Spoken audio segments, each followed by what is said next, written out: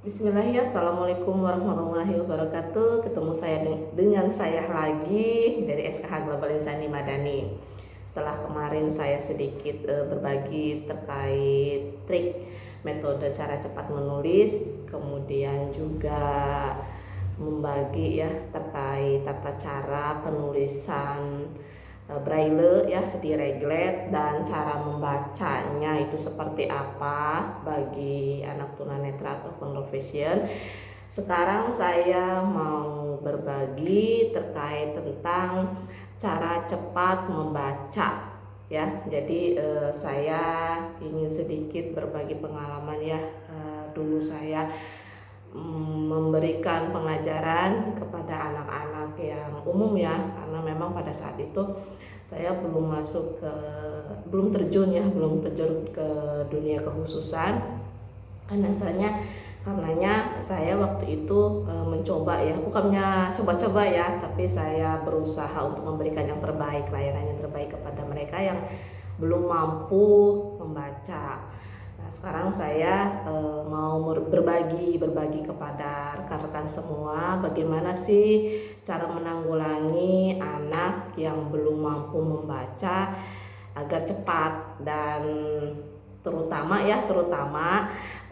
untuk kehematan energi kita ya sebagai pengajar. Jadi yang pertama itu harus menyiapkan bahan daripada pembelajarannya itu sendiri, yaitu alat baca ya, pastinya kan alat baca. Nah ini contohnya, nanti saya beritahu contohnya ya.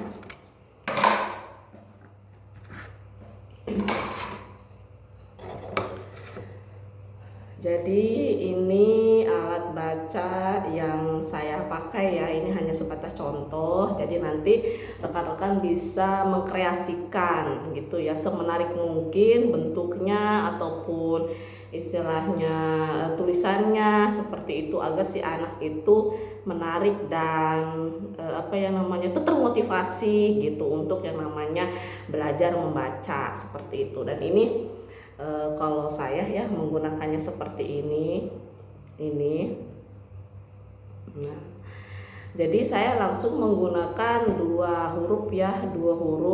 Nah, biar cepat ya, biar cepat anaknya itu membaca. Nah, kenapa saya menggunakan seperti ini? Karena saya menggunakan metode seperti ini, kemudian saya bikin lantaran, maksudnya tuh bikin sesuatu yang membuat anak itu ingat dengan tulisan seperti ini dibacanya apa, itu menggunakan lantaran benda ataupun nama hewan ataupun nama hal-hal yang lain yang anak itu sendiri familiar tahu dan memahami. Seperti misalkan ini bak ya, ini bak itu saya biasanya menyematkannya itu dengan balon, kalau enggak juga dengan badak atau enggak dengan bantal. Jadi pada saat pengucapan pertama kali, nah ini saya tuh menggunakannya seperti ini, balon, seperti itu, balon. Atau kalau misalkan ditulis di buku ataupun misalkan di papan tulis, itu biasanya saya langsung menggambar di atasnya balon, di bawahnya tulisan ba, seperti itu. Jadi nantinya saya gambarnya dulu yang saya sebutkan, misalkan balon, seperti itu, dibaca ba. Nah seperti itu, jadi balon dibaca ba. Jadi pada saat si anak itu sudah masuk ke buku baca ya, pada saat masuk ke buku baca, pada saat si anak itu lupa ini dibaca dengan apa, kita mudah hanya mengingatkan dengan kalimat balon atau badak atau bantal yang pertama kali kita kenalkan lah ya, lantarannya itu seperti itu. Dan itu bisa dikreasikan ya oleh rekan-rekan semua, selain dari yang tadi saya sebutkan ya, balon, badak ataupun bantal, itu bisa dengan yang lain. Yang penting itu awal daripada kalimat ataupun kata tersebut itu diawali dengan misalkan ba, seperti itu. Begitupun dengan yang lainnya ya, misalnya yang lainnya seperti itu. Jadi misalkan ca gitu ya, ca, capung. Kalau saya biasanya kalau ca itu menggunakan antaranya itu ke capung seperti itu. Dan untuk nanti apa namanya itu mempermudah atau mengingatkan anak ya, anak itu biasanya saya itu menggunakannya a, ba, ca, da gitu kan, e, fa, ga, ha, i, ja, ka gitu seperti itu. Nanti tinggal menyesuaikan, misalkan kalau H misalkan atau harimau atau nama hari ya hari atau yang lainnya seperti itu. Misalkan ikan gitu. Jadi si anak itu mudah mengingat gitu tuh. Oh iya, melihat huruf i langsung ingat ke ikan seperti itu. Jadi itu kalau metode saya ya, metode saya yang saya gunakan pada saat waktu itu saya memegang anak umum ya yang belum mampu membaca dan dengan anak yang SLD ya, waktu itu gitu, anak disleksia. Ini cara yang saya gunakan tuh seperti itu metodenya. Nah, setelah saya masuk ke ataupun terjun ke pendidikan khusus, saya bukan coba-coba tapi tetap ya, saya itu metode ini saya sebagai lantaran usaha saya kepada anak tunarungu. Nah, saya pakai di anak tunarungu dan alhamdulillah itu bisa, walaupun sebetulnya kalau tulisan anak tunarungu ya, kalau tulisan anak tunarungu itu sebetulnya tegak bersambung, tidak terpisah seperti ini itu, tegak bersambung. Tapi karena media di sini adanya seperti ini, jadi saya menggunakan seperti ini. Tapi alhamdulillah anak tunarungu mengikuti instruksi saya untuk memanggil ya, mengucapkan kalimat ataupun kata-kata yang saya sebutkan seperti itu ya, saya tunjukkan ke cermin seperti itu. Dan mereka anak-anak mengikuti gitu instruksi saya. Jadi metode yang saya bagikan ini bukan hanya untuk anak berkebutuhan saja, tapi bisa juga diterapkan ke anak umum. Bisa diterapkan seperti juga waktu saya menjelaskan terkait trik cara cepat menulis juga, itu bukan hanya untuk anak berkebutuhan saja, tapi dipakai juga bisa ke anak umum seperti itu. Karena saya juga itu menemukan ya istilahnya cara-cara seperti ini itu sebelum saya masuk ke dunia pendidikan khusus, itu saya sudah menemukan triknya seperti itu, trik-trik cara cepat mungkin membaca kemudian menulis seperti itu diawali dari yang umum dulu. Nah, pas sudah masuk ke dunia pendidikan khusus barulah saya terapkan ke anak-anak berkebutuhan khusus seperti itu, dan alhamdulillah ternyata bisa diterapkan seperti itu. Makanya saya coba untuk berbagi kepada rekan-rekan yang notabene mungkin sama dengan saya ya, seorang pendidik di pendidikan khusus ataupun di pendidikan umum.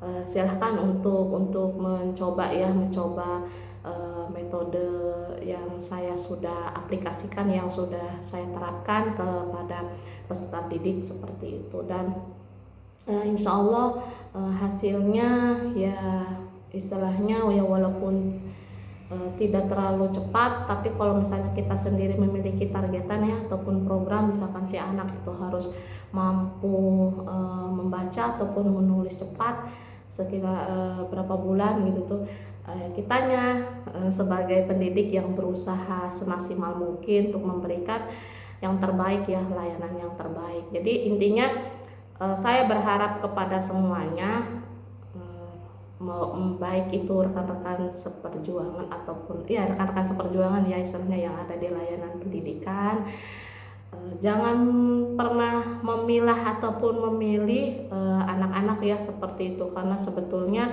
semuanya anak-anak itu sama membutuhkan layanan dan pendidikan yang terbaik, baik itu yang dari pendidikan khusus ataupun pendidikan umum, semuanya sama. Dan seharusnya juga bahasanya itu kami ya istilahnya yang pendidikan khusus memperkenalkan kalau kita itu ada dari bagian mereka seperti itu, agar anak-anak berkebutuhan khusus sendiri itu sendiri bisa diterima ataupun bisa berbaur kepada anak-anak umum, dan anak-anak umum gitu tidak merasa asing melihat anak-anak kami seperti itu. Jadi saya berharapnya semua bisa bersinergi ya gitu untuk memberikan pemahaman kepada peserta didik bahwa kita memang ada gitu seperti itu. Dan saya pun berharap ke semuanya ya, ke rekan-rekan semuanya gitu tuh, berikan layanan pendidikan yang terbaik kepada anak-anak ya gitu. Sekali lagi jangan pernah memilih ini anak umum ataupun maaf misalkan memilah-milih ini anak berkebutuhan ataupun anak normal. Saya berharap itu tidak ada lagi penyekatan seperti itu, karena memang semuanya memiliki hak yang sama mendapat pendidikan dan pelayanan yang terbaik seperti itu ya, karena memang itu pun sudah tertuang ya di dalam undang-undang juga, karena setiap warga negara mendapatkan pendidikan yang terbaik seperti itu. Jadi sekali lagi itu tadi ya sedikit metode cara membaca ya istilahnya. Terlepas itu dikatakan cepat ataupun tidak, tapi cara membaca untuk anak-anak itu biar mudah ya, mempermudah anak-anak dan juga mempermudah, kalau saya pribadi ya itu mempermudah saya pribadi di dalam pengajaran membaca. Jadi saya menggunakan seperti itu. Dan kalau saya berhadapan dengan anak yang khusus beragama Islam ya gitu, saya terkadang ini menyisipkannya itu dengan Iqra seperti itu. Jadi di dalam pengajaran saya langsung 2 gitu kan, membaca Iqra plus dengan membaca bahasa Indonesianya seperti itu. Misalkan seperti ini, Mbak. Nah, saya tulis di atasnya itu huruf hijaiyah yang berharokat fathah, kan sama-sama dibaca dengan ba seperti itu. Jadi memperkenalkannya langsung dua pengajaran, mengenalkan tulisan bahasa Indonesianya dan mengenalkan huruf hijaiyahnya seperti itu. Jadi lebih efektif, lebih efisien dan lebih hemat waktu dan energi ya gitu seperti itu. Padahal sebetulnya nggak boleh ya, kadang-kadang nggak boleh juga mengatakan menghemat energi si pengajar itu tidak boleh ya seperti itu. Cuman itu bagi saya ya khususnya seperti itu. Jadi untuk menghemat segala sesuatunya gitu, makanya saya kalau misalkan nulis di papan tulis ataupun di buku bacanya gitu kan ya, saya menggunakan begitu huruf hijaiyah. Kalau misalkan tidak ada di huruf hijaiyah, baru saya memakai lantaran ke yang lain, kayak misalkan ke benda atau ke binatang ya, nama hewan seperti nama binatang seperti itu, baru saya pindahkan ke yang lain. Dan itu pun saya harus mencari